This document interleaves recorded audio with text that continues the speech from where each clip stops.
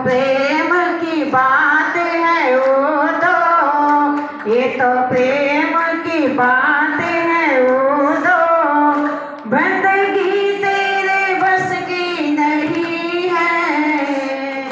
बहुत सुंदर भाव के साथ भजन गाया। हरि प्रेमियों, आज उद्धव जी कह रहे हैं कि बंदे नंद ब्रज स्त्रीणम पादुरीणम वीक्षण सह यामाम हरि कथोद गीताम पुनाति भुवनत्रयम। नंद जी के ब्रज में रहने वाली गोपियों की धूलि को मैं बार बार वंदन करता हूँ, जिनके द्वारा गाई गई हरि कथा त्रिभुवन को पावन कर रही है। हस्ति प्राप्तस्य कंसस्य महिषो भर्तर्षभः मृते भर्तरि दुखार्थे यतो स्म पितृगृहन्। भगवान सुखदेव जी कहते हैं, राजा परीक्षित, कंस की 2 पत्नियां थी। कंस की मृत्यु होने के बाद वो दोनों पत्नी अपने पिता जरासंध के पास गई। एक पत्नी का नाम था हस्ती और दूसरी पत्नी का नाम था प्राप्ति। हस्ती का मतलब होता है कि मैं हूं, और प्राप्ति का मतलब हो कि सब मुझे प्राप्त हो। तो ये विधवा हो गई। जब विधवा हो गई, जरासंध को सारी बात बताई। जरासंध को बड़ा क्रोध आया। जरासंध और कहा कि इस फल को तुम दोनों खा लेना। उन दोनों ने फल को चाकू से बीच से चीरा और आधा आधा दोनों ने खा लिया। समय आने पर दोनों का आधा आधा गर्भ हो गया। सिर के 2 पार्ट कर लो, आधा पार्ट एक रानी का हुआ, आधा पार्ट दूसरी रानी का हुआ। जब बच्चे का ऐसा शरीर देखा तो दोनों रानी उठा करके जोड़ के देखा, वो बच्चा जीवित हो गया। आप सुंदर बालक बन गया। अब राक्षसी के अंदर बादशाह भाव जा गया। अब उसने उस बच्चे को खाया नहीं। उसने कहा मेरा बच्चा खा नहीं, अब इसे अपना बच्चा बनाती हो। राक्षस ने उसका पालन पोषण किया, उसको सारी विद्याएं पढ़ाई, पालन पोषण करके वो बड़ा वीर बना।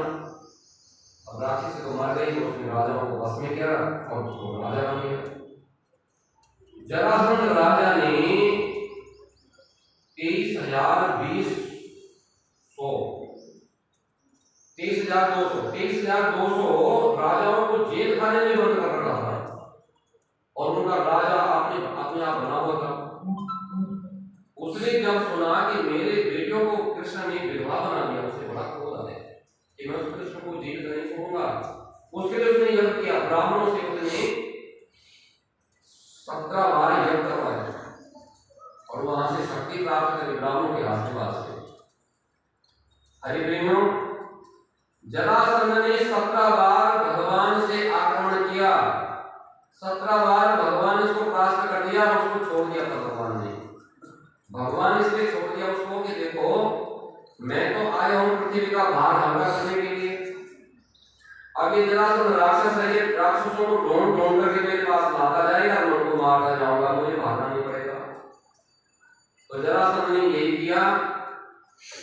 18वें बार में काल यवन आ गया। उसके पास 3 करोड़ मवेशी थे, तो उसने भगवान को मारने के लिए भेज दिया काल यवन को। जरासंध ने 18वें बार काल यवन लेकर के आया तो भगवान मुचकुंद जी के भस्म करवाया। मुचकुंद के द्वारा भस्म कराया। कैसे करवाया? मुचकुंद जी एक गुफा में सो रहे थे। भगवान काल एवं से युद्ध करते करते दौड़ पड़े, भाग गए, इसलिए उनका नाम रणछोड़ पड़ा।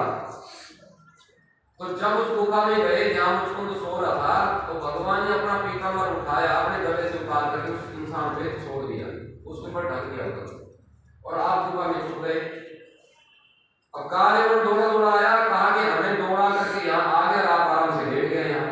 उसने 1 लात मारी कृष्ण समझ करके, और वो मनुष्य खड़ा हो गया। उसने आंखें खोली, उसकी आंखों से अग्नि निकली, काल यवन जल करके भस्म हो गया।